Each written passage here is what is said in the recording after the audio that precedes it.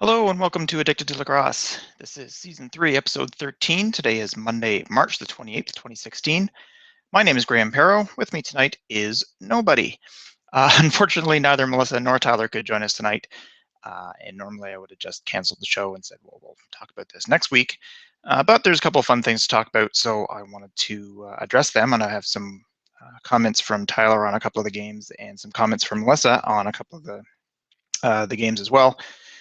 So we've got some input from them anyway.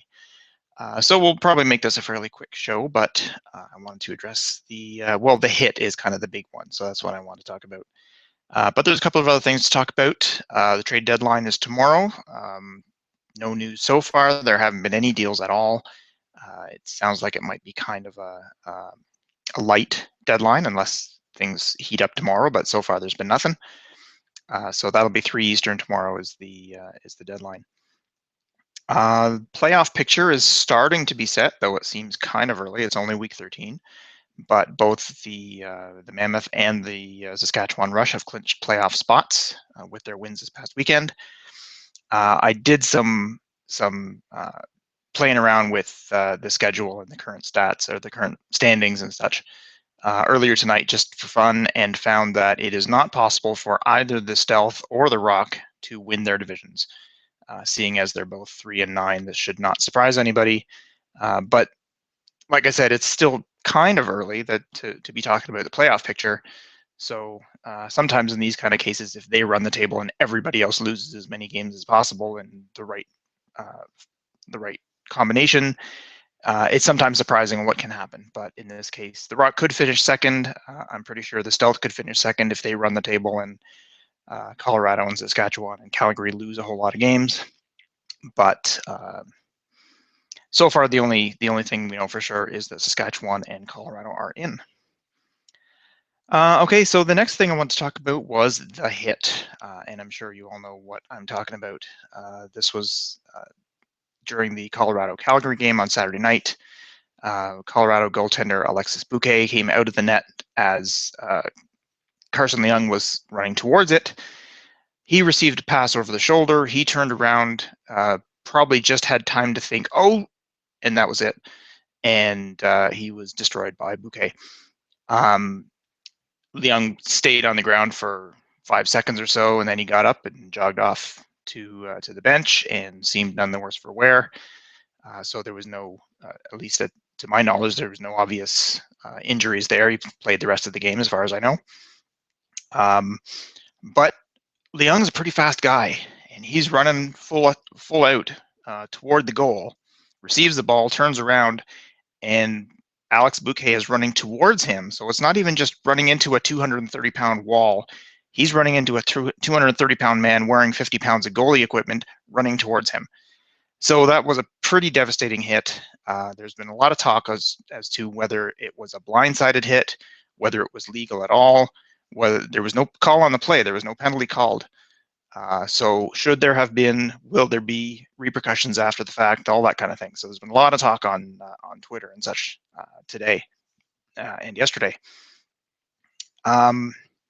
The league did release a statement today, and I have it over here.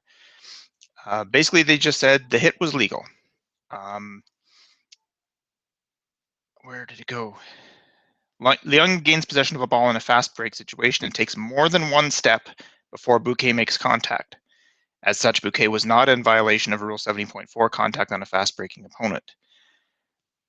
This is true. He did take more than one step. It was about a step and a half.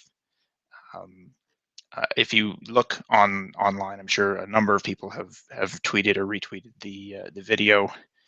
I mean, I'd love to see a slow motion version of the video, but I haven't seen that yet. But further, the primary point of contact by Buque was on Leung's right shoulder and not on his head or neck, resulting in no violation of Rule 70, illegal body checking. It looked to me like he was hit either in the shoulder or upper chest area. It didn't look to me like a head hit, but again, I haven't seen slow motion. It's hard to tell. It was a very quick play, obviously. So I have seen people saying, yep, it was a good hit. And some people saying the fact that I mean, the video has gone viral pretty much. It's been shown all over the place. But the fact that it's gone viral, I guess, is getting a lot of press for the league, so that's a good thing. But the question is, if it's a dangerous hit, it really shouldn't matter how much press the league's getting out of it. They have to do something about it. And I've seen a number of players talking about it, including Curtis Dixon, Brandon Miller, Nick Rose, Lewis Ratcliffe, Andrew McBride, Anthony Cosmo said a couple things earlier tonight as well. So I have yet to see an NLL player defending Buque and saying, no, that was a good hit. It was too bad that Leung got smoked, but it was a legal hit and it was fine. Every one of them, including the goalies, are all saying this is a bad idea. Something's got to be done. I don't know if this is going to open the door to this happening a lot. And if it does, you'd think it would be the goalies thinking, okay, if you're going to let that kind of thing go, then anytime I see somebody coming in on breakaway, I'm going to come out of my crease to take them out. But no, it's the goalies saying, no, we don't want to see this. They're more worried, obviously, about their teammates getting smoked by other goalies than they are about the whole goalie union thing. That's one of the things I was wondering about, if they're going to just stand behind Buque just because he's a goalie and they're goalies. But they're not doing that.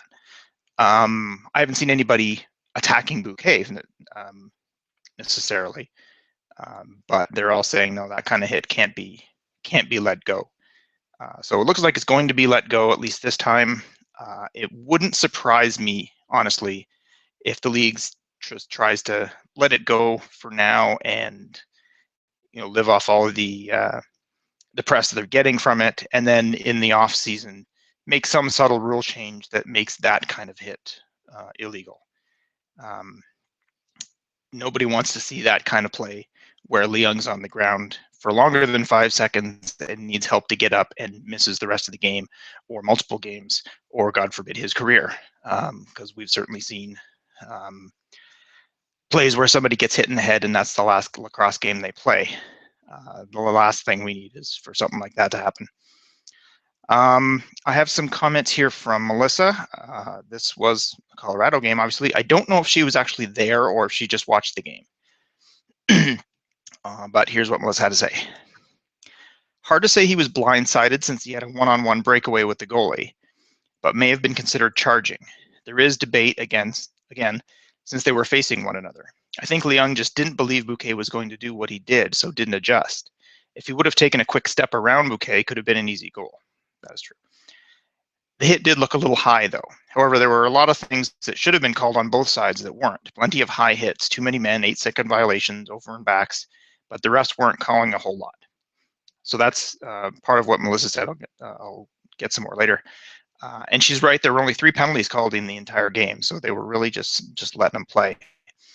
The bit about if he had just done a quick step around Buque, then he would have had an easy goal, which is absolutely true, except I don't think he had anywhere near enough time to actually move around him. There was just no time. Like, by the time he turned around and realized where he was, how far away from the net he was, Buque was right there. There was no time for him to move around. So continuing with Melissa's thoughts. Buque's tackle, though, certainly got the crowd back into things and was a big momentum changer for a time. It reminded me of when Eric Miller used to play for the Mammoth, although I've heard plenty of comparisons to Eliak too. But I think of Miller because of the way the crowd reacted. It really looked like Colorado was going to run away with the game early on, but Calgary stepped it up. Once again, it ended up as a 1-goal game with it going into overtime. This is much more typical of what it was like when these two teams meet, not like last week. So those are Melissa's thoughts. Yeah, a lot of people have been tweeting about a hit that Dallas Eliak made on somebody, and I don't know who it was, back in 2000. And there was a video of it on YouTube somewhere. It looked fairly similar to this one. The one I remember was also similar to this, and that was a Buffalo goalie named Corey Quinn who hit current Black Wolves coach Glenn Clark when he was playing for the Rock back in 2003. And it was exactly pretty much exactly the same as the Buque hit, where Watson or Cosmo, I thought it was Watson, somebody else said it was Cosmo. Either way, the Rock goalie shot a long pass all the way down to Clark, who was turned around, caught the ball, and turned around again to head for the goal. And either just after he caught the ball or just before, I don't remember which it was. This was 13 years ago. The Buffalo goalie had come out of the crease just like Buque did and just nailed him. I remember that one distinctly because not only was it a huge hit, but that was the first time I'd seen the goalie actually get sent to the penalty box. He was given a 5-minute major for what I don't exactly remember, but he did get a 5-minute penalty and had to serve it himself. So I don't know what was different at the time, but perhaps the rules were different. Perhaps my memory of the event is a little different, and the rules were more blatantly broken, or the rules have changed and it's just not illegal anymore. I'm not sure. But in any case,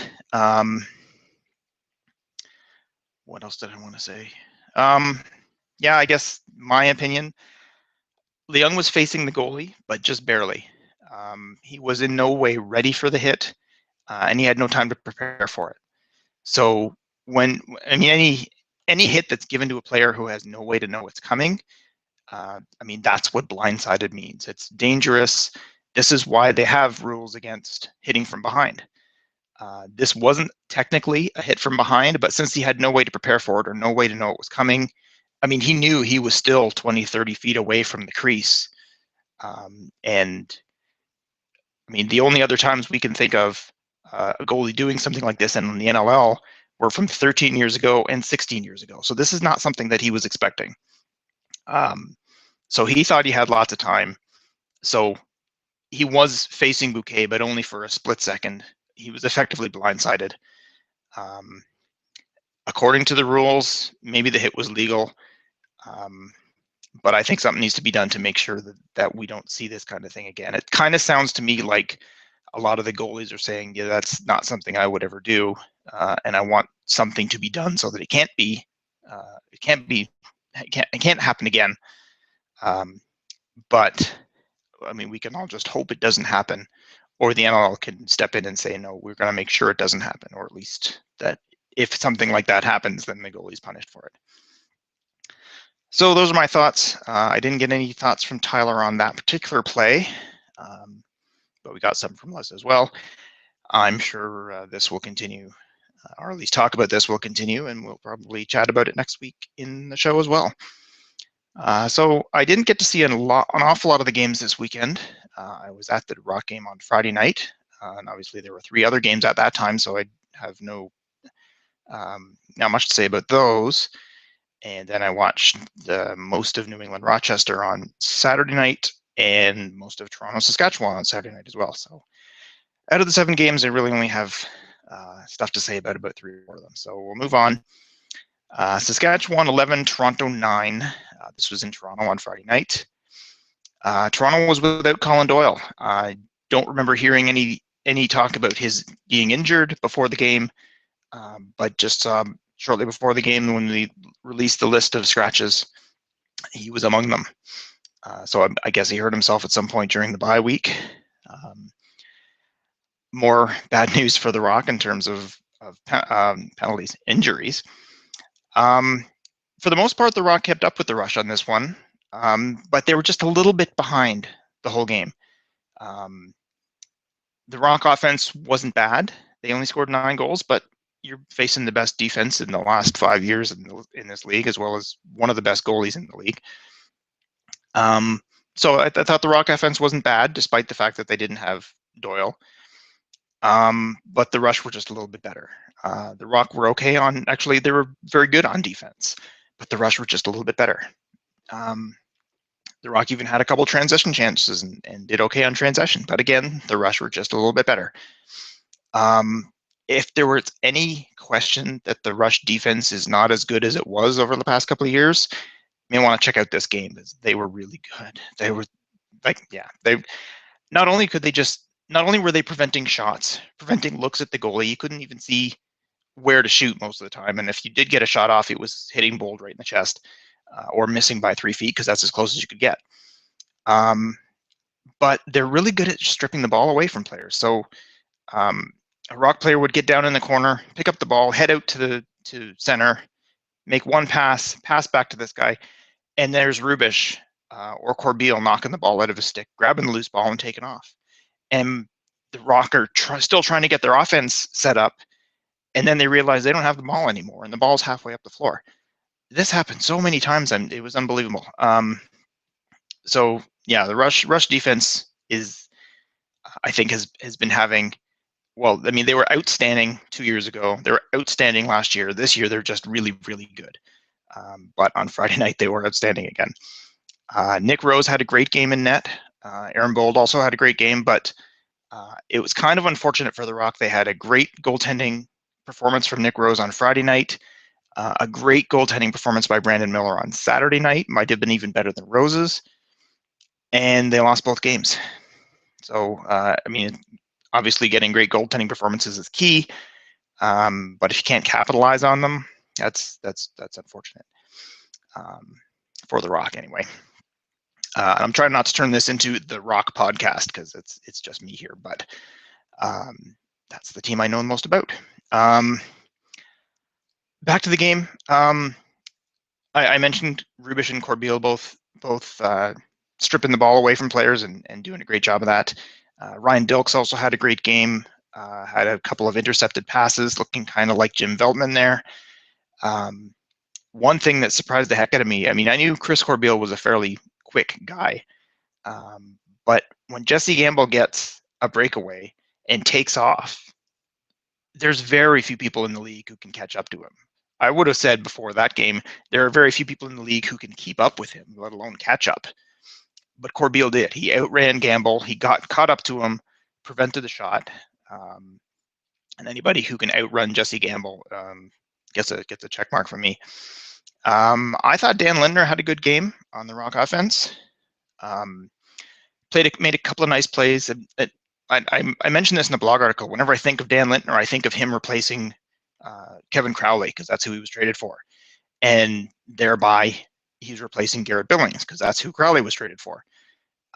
But Lindner is totally a different player. I mean, obviously, Crowley is about 6'4", 6'5", I think. Billings isn't that big, but he's probably 6'1" or 6'2". Lindner's like 5'9" or 5'10" or something. He's much. I want to say he's a little guy because that's how big I am, but he's much smaller than these other huge guys. But that allows his game to be much different. There was one play that I don't think I've ever seen before. He actually, I don't remember exactly how it happened, but basically a Rock player had dropped the ball. Rush players were heading for it, slid as if he was sliding into second base, knocked the ball away from them towards a Rock player. And I don't think the Rock player actually ended up with the ball. I think the Rush actually ended up with it, but it was a pretty nice play, and it's not something that you see in a lacrosse game all that often. Yeah, the injury bug hit the Rock again. I was going to talk about this earlier and I missed it, but where did it go? Sorry, I lost my notes. But anyway, the Rock have been hit pretty hard by the injury bug this year. I mean, obviously, Josh Sanderson missed the first 5 or 6 games. Doyle's missed the last couple. Hickey was out for a while, and then he was back, and then he missed most of Saturday's game. Billy Greer is out. Patrick Merrill's done for the year. Scott Johnson missed a few and came back, and now he's out again. And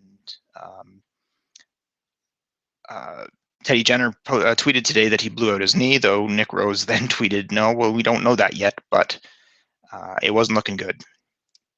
So not surprising with that many injuries, Rock are in last place. And as part of his comment on the Vancouver-Buffalo game, Tyler mentioned that the Stealth are also battling injuries, and guess who's in last place in the West?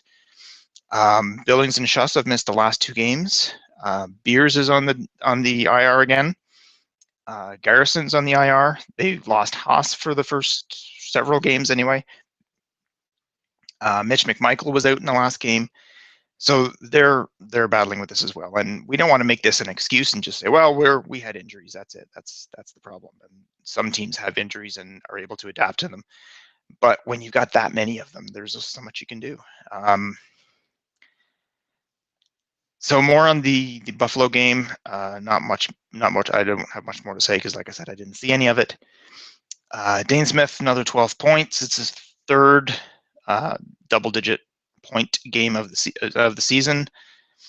The numbers are unbelievable. This is one of the NLL fact of the day earlier this week. Was that Sean Evans is on a pace to break his own single-season points record, which was 15 higher than anybody else had ever gotten before, and he's on pace to break that. And he's also on pace to finish second by 20 points. This is crazy. Smith is also on a pace, and I didn't realize this until today, to break the goals record, not just the points record, but he's on pace for 72 goals. And Iannucci's record of 71 was one of those things that people looked at and said, who is ever going to possibly break that? But not only is Dane Smith on a pace for 72 goals, but so is Curtis Dixon. I don't know what's going on this year. There have been, I think, 3 or 4 more sock tricks already this year than there were all of last year. And last year had 3 or 4 more than the year before. So I don't know what's going on with the scoring this year, but it certainly is fun to watch unless you're a fan of goaltending. Okay, moving on to New England Rochester. I didn't see all of this, but I saw bits of it, or most of it. Evan Kirk was really good. He started off as almost the runaway goaltender of the year in the first 6 or 7, I think. Black Wolves games, he was really, really good. Fell off a little bit over the last few, but he was really good on Saturday night. Shut out the Nighthawks in the first quarter. I went for about a 5-minute span in the second where he allowed about 4 goals, and then 4 goals the rest of the game. So he's obviously been a big part of the Black Wolves' success. Speaking of being a big part of the Black Wolves' success, Sean Evans obviously played really well. There was one odd play that I thought. Rochester was on a 5-on-3, and there was a break in play. Evans actually went to talk to the ref about something or other, and then he went out and played defense. Sean Evans is not known as a defensive player. I mean, he's got the work ethic and he's got the effort to be out there and just say, yeah, I'm available to do that. But when you're on a 5-on-3, I would imagine you'd want your best, most experienced defensive guys out there knowing exactly what they need to do. And it's not that Evans doesn't have any idea about defense, but that's not his specialty. So I'm not sure why he was out there. They had time for him to say, finish talking to the ref and then get off the floor because the clock wasn't running at this point. But they didn't. He went out there and he was on the PK. So good job for Evans. Tyler had a comment on this one. He just said, I love watching New England battle. Not full of big names on D, but they're doing an incredible job. And that's true. We've talked about it a number of times on the show about how New England is for real, and they're legitimate. They're a legitimate playoff team this year. They haven't clinched yet, but in fact, I looked over my numbers earlier that I mentioned. I don't know if it's possible. It's obviously possible because otherwise they would have clinched for them not to make the playoffs. But a lot of things would have to go really wrong for New England. They basically have to lose every game from here on, and there's probably only a handful of situations that mean they don't make the playoffs. So they haven't quite clinched, but it's got to be pretty close. The Calgary-Colorado game, I've seen the one scene of this of Alex Buque's hit a number of times, but nothing else. Another close game for Colorado and Calgary. Steve Govett actually tweeted today that the all-time history between these two teams in the regular season is a 1-goal difference. I don't remember. One team had scored 1 more goal than the other. And something like 18 out of 35 games were 1-goal games, and probably half of those were overtime. John Grant scored the winner in overtime, and that is his fourth overtime winner against Calgary in 3 years. So yeah, he's a bit of a roughneck killer. And yeah, I guess the another OT game just kind of sums up their season series. But note that's the regular season series. If you go to the playoffs, Calgary's 7-1 against the Mammoth, and has scored 25 more goals. So the close games and overtime and stuff is really only in the regular season. Moving on to the other Toronto-Saskatchewan game, this time in Saskatchewan. Doyle was still not there. In fact, I don't believe he even traveled with the team. And then just to make matters worse, Brett Hickey got injured in the first few minutes of the game, and they had to play the rest of the game without him. I almost said luckily Scott Johnson got injured on Friday, but that's not quite what I meant. Johnson did get injured on Friday. That allowed them to call up Kevin Ross for the Saturday game. And that's what I meant by luckily. They lost Doyle, they lost Hickey, but at least they had Ross there, because otherwise it would be, they'd be bringing defensive players up to play offense because they're just running out of players. But I guess they knew about Doyle on Friday night, so they kind of were able to make some adjustments before the game. And so they went into Saturday's game presumably with those same adjustments, adding in Kevin Ross. And then Hickey goes down and he's gone for the rest of the game. I've heard nothing since then. I don't know if he's out for any length of time or if he'll be back this coming weekend. But the offense did seem to struggle without Hickey, because I guess they had to make one adjustment for Doyle and get Ross back in there, and then all of that went out the window, and now Hickey was injured. So they struggled from there on. They only scored 8 goals. As I said on Friday night, the rush defense was really good. They were even better on Saturday. Similarly, Rose played a great game on Friday night, but Brandon Miller, despite the fact that he hadn't played in the previous 4 or maybe 5 games, or not much anyway, I think he came in relief a couple times. Miller played really, really well. But again, the Saskatchewan offense was just too much. And Tyler did make a comment on this one as well. I think I'd take the Rush over the Mammoth in a 3-game series right now. Yeah, given what we've seen from the Rush in the past couple of years, and even if they're not having the unbelievable, outstanding seasons that they've had the last 2, they're still one of the best teams in the league, if not the best. And given that they've made very few changes to their roster in the last couple of years, it's really hard to bet against them.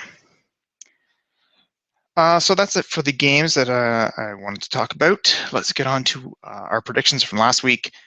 And it's really too bad that Melissa's not here, because I want to congratulate her on her 7-0 week. She got every single pick right last week, so nice job, Melissa. I did okay. I was 5-2, only missing the first Toronto game and the second Rochester New England game. Tyler went 4-3. So our standings now are, I am at 24-31 on the season. Tyler is at 27-28, almost at 500, and Melissa is well above 500 at 31-24. So we have our picks for next week, and we're unanimous on 3 of them. So we'll go over those first. All 3 of us think that Buffalo will take out Georgia. Buffalo's just looking, this is my opinion, I don't know about Tyler or Melissa, but this is just my opinion anyway. Buffalo's just looking too strong. Hard to bet against Dane Smith. If he comes up with anything less than 8 points, we're all kind of a little disappointed. But yeah, I mean, obviously I'm a Rock fan, so I'm a non-Bandits fan by definition, I believe. But I'm having a good time watching this Dane Smith guy. He's just playing out of his mind. And yeah, it's just fun to watch. He's obviously having a blast out there. Yeah, so it's hard to get a bet against Buffalo these days. They're in first place in the East for a reason. Calgary and Saskatchewan, as I was just talking about the Saskatchewan Rush, I almost said Edmonton there. Saskatchewan Rush just playing really well. Their defense is also a treat to watch for different reasons than Dane Smith, but it's almost unfair that when you think Kyle Rubish has won the defensive player of the year award the last 4 years, is it? At least 3, if not 4 years in a row, to the point where we're starting to call it the Kyle Rubish award. But Chris Corbeil was a runner-up for that same award last year. He's right up there. In fact, I think if the season ended today, he'd be my pick for Defensive Player of the Year or Transition Player of the Year. He's also a great transition player. You could probably win either one of those. But you've got also Ryan Dilks is right up there, and I heard Brad Challoner on Stealth Classified this week saying that. Sorry, it wasn't Brad. It was Jake Elliott saying that Ryan Dilks might be his Defender of the Year right now. And you've got Brett Minsky, you've got John Lintz, it's almost unfair that they have so many really good defensive guys on that team. So we all picked the Rush to beat the Roughnecks. Toronto visits Vancouver. Despite their 2 losses this past weekend, the Rock looked pretty decent, and again, they're playing the Rush, so losing to the Rush doesn't mean you're a lousy team. The Rock are better now than their record indicates because they were really lousy the first 6 games, or at least most of the first 6 games, whereas Vancouver has been good and then bad and then good and then bad. They're the Jekyll and Hyde thing that we keep talking about. So we all picked Toronto to beat Vancouver. The difference is the Colorado in New England game. Melissa went with Colorado. Tyler and I are going with New England. And seeing as how Melissa is so far ahead of us, we probably should just go with her. But I think New England, playing at home, now they don't get super huge crowds in New England, but playing at home, I think that will help. They beat Rochester twice this past weekend, and the last time anybody beat Rochester in a home-at-home was 5 years ago. So that's got to boost their confidence quite a bit. So I think New England's going to take that one.